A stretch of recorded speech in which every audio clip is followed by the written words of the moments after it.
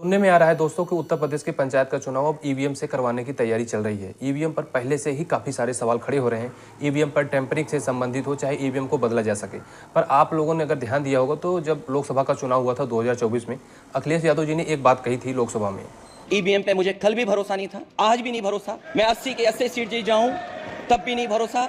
और मैंने अपने चुनाव में कहा था, अध्यक्ष महोदय, ईवीएम से जीत करके ईवीएम हटाने का काम करेंगे। अक्सर ये जितने सारे नेता होते हैं, ईवीएम से जो चुनाव होता है अगर उसमें जीत जाते हैं तो वो सवाल वो भूल जाते हैं कि ईवीएम में गड़बड़ियां होती हैं, क्योंकि अब जीत जाते हैं तो ये होता रहता है। सबसे पहली बात यह है कि अखिलेश यादव जी एकमात्र नेता थे जो 37 सीट जीतने के बाद भी उन्होंने कहा था कि हम ईवीएम से जीतकर ईवीएम को हटाने का काम करेंगे। देखिए, ईवीएम को लाने के लिए क्या कहते हैं ये लोग कि इससे वोटों की गिनती जल्दी होगी, बूथ कैप्चरिंग जो लोग करके जो उसमें बैलेट पेपर होता है चुरा लेकर बदल लेते हैं उसको कम किया जा सकता है, और जो गिनती होती है वो जल्दी हो जाएगी। सबसे पहली बात, इतनी जल्दी क्यों है बताइए।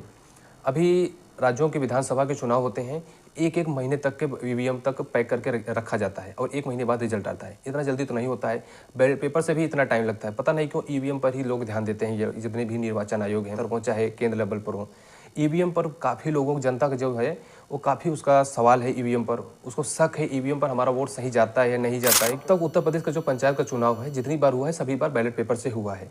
अब अगर आपके मन में आ रहा है कि बैलेट पेपर को कैप्चरिंग कर लिया जाता है, उसे बूथ को कैप्चरिंग कर इधर उधर कर दिया जाता है, तो जैसे बंगाल में आपने सेना को लगाया था, यहाँ पर भी सेना को लगा दीजिएगा, कोई दिक्कत नहीं होने वाली।